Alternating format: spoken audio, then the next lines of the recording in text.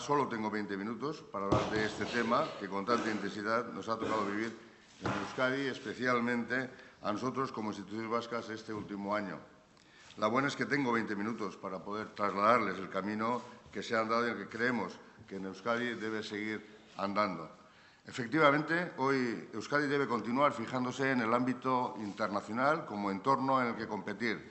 Debemos seguir siendo un país con vocación internacional, un país que con una dimensión geográfica reducida sea capaz de competir de igual a igual para captar inversiones. Y les aseguro que estamos en ello. Como ustedes saben, el pasado jueves fue un día señalado para Euskadi. La aprobación de la Ley Quinquenal del Cupo y la Ley del Concierto Económico en las Cortes Generales, concretamente en el Congreso, normaliza las relaciones económicas entre Euskadi y el Estado para los próximos 5 años. Y este acuerdo permite a las instituciones conocer las reglas de juego sin ambages y sin dar lugar a interpretaciones controvertidas. Cumplimos como Gobierno con nuestra responsabilidad de alcanzar acuerdos que repercutan favorablemente en nuestra sociedad. Estabilidad y certidumbre son dos elementos esenciales para el desarrollo económico y social de cualquier país. La sociedad vasca ha demostrado saber estar a la altura de las circunstancias en situaciones difíciles. Hemos sabido dialogar, trabajar en equipo y pactar, garantizando siempre la seguridad jurídica y sin olvidar nunca nuestra esencia, nuestras raíces y nuestros derechos históricos. El concierto económico, como saben, es un sistema de financiación vigente ininterrumpidamente desde el año 1878, con la excepción del periodo 1937-1981 para el caso de Vizcaya y Guipúzcoa, consideradas entonces provincias traidoras durante la dictadura. En la actualidad se encuentra avalado por la Constitución española del año 78, que garantiza los derechos históricos de Araba, Vizcaya y Guipúzcoa, así como por el Estatuto de Gernika. El concierto económico vasco cuenta, además, desde el año 2008 con el aval expreso de la Unión Europea. El concierto es un sistema de financiación singular, diferenciado y reconocido que constituye la clave de bóveda de nuestro autogobierno.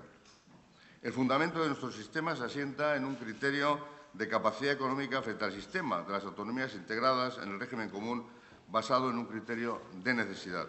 Es decir, Euskadi aporta a los gastos comunes del Estado en base a su riqueza relativa y las comunidades autónomas, por el contrario, reciben financiación del Estado para sufragar las competencias que les han sido transferidas. La diferencia es que el concierto económico implica responsabilidad y riesgo unilateral. Euskadi debe contribuir a los gastos comunes con independencia de la situación financiera, ya que la cantidad a aportar, lo que se denomina cupo, se calcula con variables que dependen exclusivamente de los presupuestos generales del Estado. Como les decía, 2017 ha sido un año intenso en lo que al concierto económico se refiere. La Comisión Mixta de Concierto aprobó el 17 de mayo las liquidaciones relativas a los cupos definitivos del periodo 2007-2015 y el provisional del año 2016. Con este acuerdo han quedado atrás 10 años de discrepancias en el que el Estado, con una cifra pactada de 1.248 millones de euros. Se acordaba cerrar, además, las discrepancias relativas a las liquidaciones de las políticas activas de empleo de los ejercicios 2011-2016, por un total de 152 millones. De ahí los famosos 1.400 si suman las dos cantidades. Estos importes se compensarán en el próximo quinquenio, por lo que la desavenencia del periodo 2007-2017 se liquidará en el periodo 2017-2021. Por su parte, la Comisión Mixta de Concierto, celebrada el 19 de julio, acordó la metodología de la nueva Ley Quinquenal del Cupo para el quinquenio 17-21, manteniéndose el índice de imputación en el famoso y conocido 6,24%. Este dato es muy relevante, supone una aportación de Euskadi superior a nuestro porcentaje de población, que es el 4,8%, e incluso al del propio Producto Interior Bruto, que está situado en 6,1%. Euskadi es una comunidad, por lo tanto, solidaria, que aporta por encima de población y de la riqueza relativa. El nuevo acuerdo fija el cupo base para el quinquenio 2017-2021 en 1.300 millones de euros. Esta cuantía se ha determinado tomando como referencia las partidas presupuestarias de la Ley de Presupuestos del Estado para el ejercicio 2017, tomando estas partidas. No hay, por lo tanto, ni trampa ni cartón. Pero bueno, esto yo creo que a mí no me corresponde decirlo. Yo creo que correspondería decir a aquellos que están diciendo que los cálculos están mal hechos. Este es el dato resultante de la estricta aplicación de la normativa de la ley de cupo conforme a la legalidad aplicable a las cifras del presupuesto y desde el conocimiento y acuerdo de los expertos técnicos. Insisto, lo han hecho los expertos técnicos de las instituciones vasca y estatal. El acuerdo mantiene, como siempre, la contribución solidaria de Euskadi a financiar el Fondo de Compensación Interterritorial, esto es, el instrumento previsto en la Constitución española para reducir las diferencias entre las distintas comunidades autónomas. Quienes aducen que existe un trato de favor hacia Euskadi lo hacen desde el desconocimiento, la falta de rigor o la deliberada mala fe. Euskadi ha sido y sigue siendo una comunidad solidaria que aporta por encima de lo que le corresponde por población o riqueza y que contribuye al Fondo de Compensación Interterritorial. Euskadi va a mantener este espíritu de responsabilidad, de riesgo unilateral y de solidaridad. Vamos a seguir trabajando para mejorar el sistema. Así, el mismo día 19 de julio se acordó también la modificación de 20 artículos del concierto económico y se añadieron 4 nuevos artículos con el objeto de actualizar y mejorar el contenido del concierto. Se han incorporado determinados cambios que se habían producido en la normativa tributaria estatal y que estaban pendientes de incorporación al texto del concierto. Asimismo, se han introducido mejoras en la gestión tributaria y en la coordinación entre las distintas administraciones. Tras resumir de forma sintética el presente, me gustaría hacer una referencia al pasado para poder abordar el futuro. Hemos vivido 3 crisis de las que nunca cesamos de aprender. Se supone que son las crisis las que salpican una vida de normalidad, pero cuando sacamos las cuentas, los tiempos se reparten de forma mucho más equilibrada de lo que las palabras dan a entender. Yo viví la gran crisis de finales de los 70 del siglo pasado. Primero, durante toda la carrera en la Facultad de Económicas y luego hasta bien pasada la primera mitad de los 80 en el propio Gobierno vasco. En el 81, cuando llegué al Gobierno, y todavía no se había aprobado el concierto económico, y cuando se aprobó el concierto, después de mi presencia en ese Gobierno, el PIB era todavía del 7% inferior al del año 75. Aquella fue una crisis estructural de enormes proporciones y también una gran crisis diferencial para la economía vasca porque su comportamiento como economía industrial en declive era claramente más negativo que en el entorno. En este contexto económico es cuando se acepta el concierto y realmente no era fácil hacerlo. A decir verdad, este estereotipo cobró tanta fuerza entonces que cuando las cosas habían cambiado claramente, resultaba difícil hacer ver que Euskadi había renacido de sus cenizas. Ello se debía a que, aunque el crecimiento del PIB por habitante se volvió a reanudar en el año 87, dando lugar a un aumento del 30% en el decenio siguiente, la economía española también se recuperó, de manera que el PIB por habitante relativo del 97 era similar al del 88. A mediados de los 90 todavía nos teníamos que esforzar en convencer a muchos observadores de que aquel país industrial en declive había dejado de serlo y de que en realidad se había abierto un periodo brillante, de modo que en el siguiente decenio del PIB vasco pasaría a ser un 35% superior al del Estado. Entonces se consiguió la convergencia en renta con la Unión Europea y a renglón seguido la convergencia del mercado de trabajo. Aquel periodo estuvo salpicado por una breve pero grave recesión a principios de los 90, como recordarán. Fue tan virulenta que se perdieron 100.000 empleos en un abrir y cerrar de ojos, y ello llevó a que en 94 se alcanzaran tasas de paro récord del 25%, pero con la ventaja de que la recuperación fue también fulgurante, lo que explica las cifras de crecimiento que acabo de comentar. Luego vino la gran moderación, que en realidad fue un periodo de los excesos financieros. 3 lustros de crecimiento elevado, pero sostenido por grandes desequilibrios de fondo, sobre todo en el sector inmobiliario. La economía vasca también participó de ese fenómeno que se ha llamado a llamar financiarización, como lo muestra el hecho de que en ese periodo el volumen de crédito en relación al PIB pasó de representar el 70% a alcanzar el 130% en la antesala de la gran recesión. El enorme crecimiento de crédito afectó a las empresas y también a las familias, con tasas de crecimiento de los préstamos hipotecarios del 20% en varios años, que sirvió para alimentar una inflación de activos y una enorme burbuja inmobiliaria. Las lecciones de la gran recesión han sido duras de aprender, sobre todo para los más ingenuos partidarios de la hipótesis de los mercados eficientes y desregulados, que asistieron atónitos al espectáculo de un capitalismo desatado, como no se conocía desde la Gran Depresión, con unos efectos devastadores que se podían haber evitado. Nos ha costado casi una década recuperar el nivel de PIB anterior a la crisis. Lo acabamos de lograr en el año 2016, pero con 90.000 empleos menos porque la productividad ha continuado su avance. De cada una de esas crisis hemos aprendido lecciones importantes que esperemos no olvidar nunca.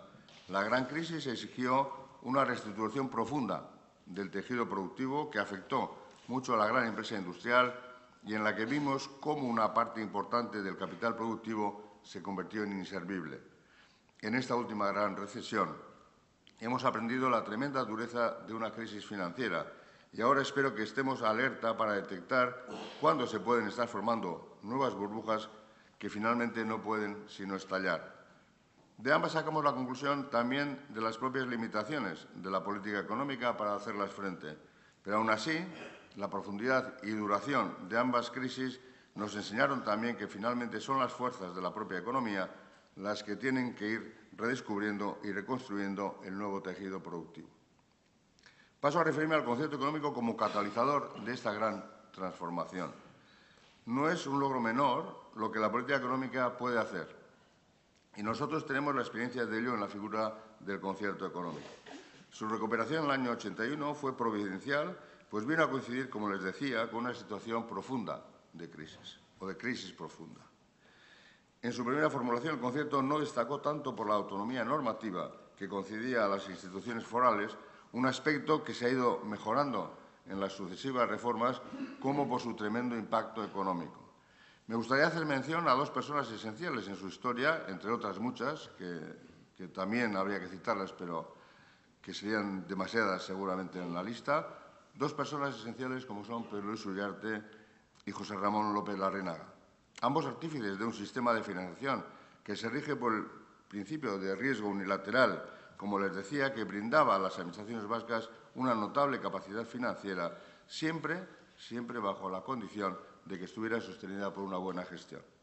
El significado financiero de la metodología del cupo suponía precisamente que Euskadi podía disponer de una financiación vía gasto que era la resultante del famoso índice de imputación del 6,24 aplicado a las cargas asumidas y de un componente vía ingreso siempre que la presión fiscal fuera mayor que la del territorio común.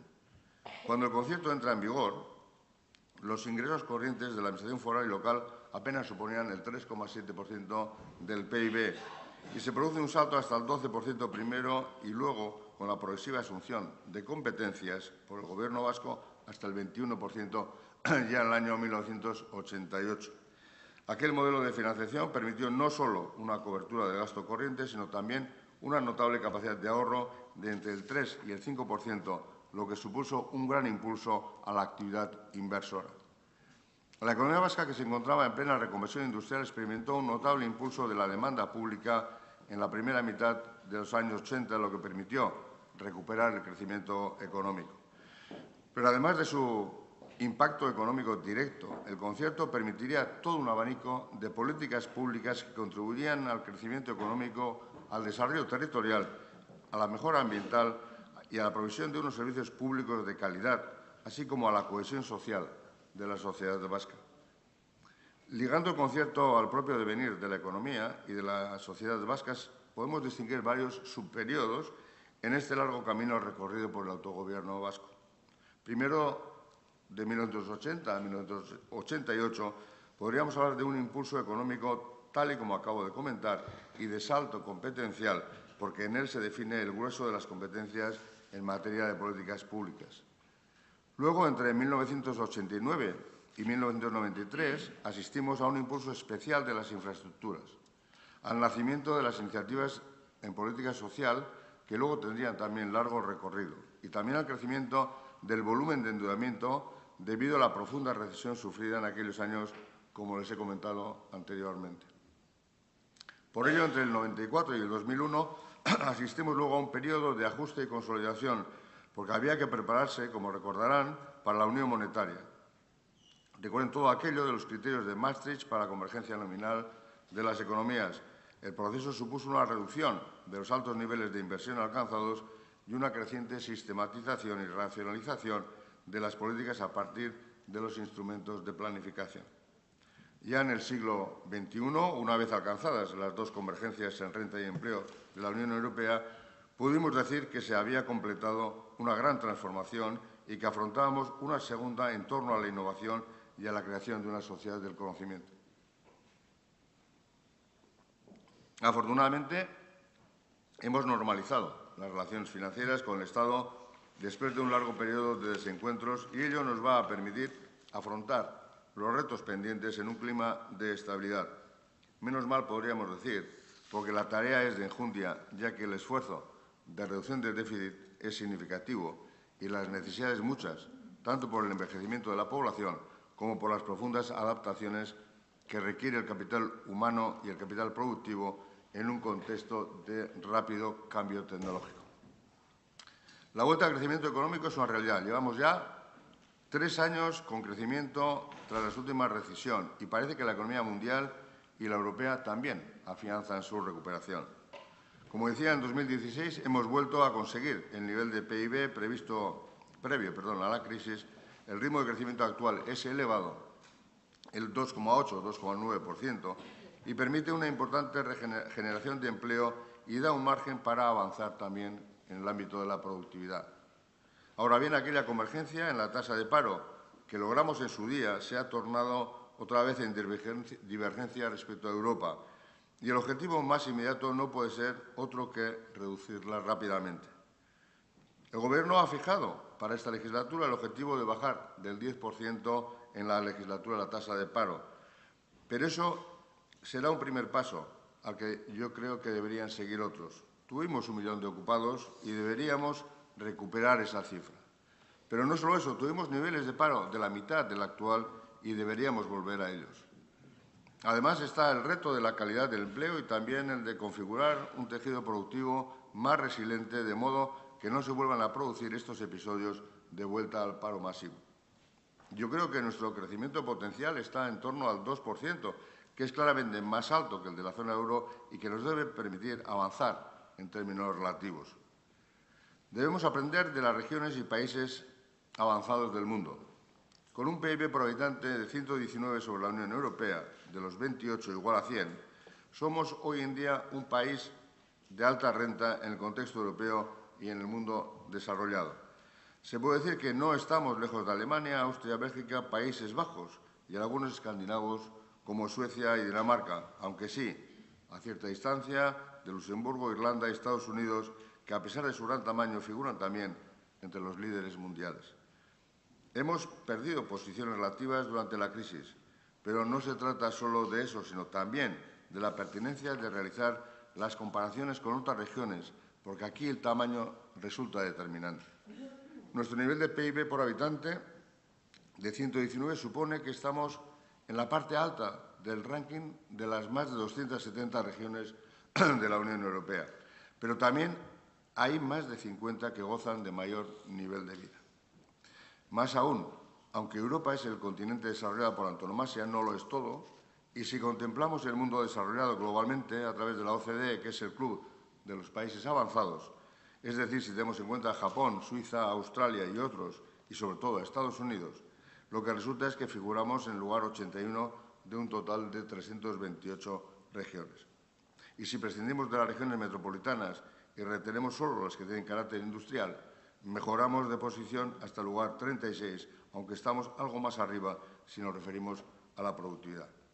No cabe duda de que estas regiones industriales más avanzadas en el mundo constituyen un buen espejo en el que mirarse y cuando lo hacemos descubrimos que tenemos un buen camino por delante, a pesar de que destacamos relativamente en algunos aspectos importantes.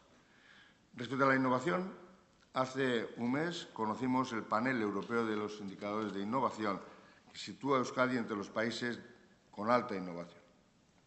Aspiramos a estar entre los países líderes de la innovación en Europa y este es un reto que podemos alcanzar trabajando juntos. En el Gobierno vasco hemos definido una hoja de ruta con 3 retos. El primer reto es incorporar a todas las empresas a este proceso, evitar que ninguna se quede atrás, prestando especial atención a las pequeñas y a las medianas empresas. Segundo reto, impulsar la formación. Euskadi tiene que empoderarse en conocimiento y habilidades digitales.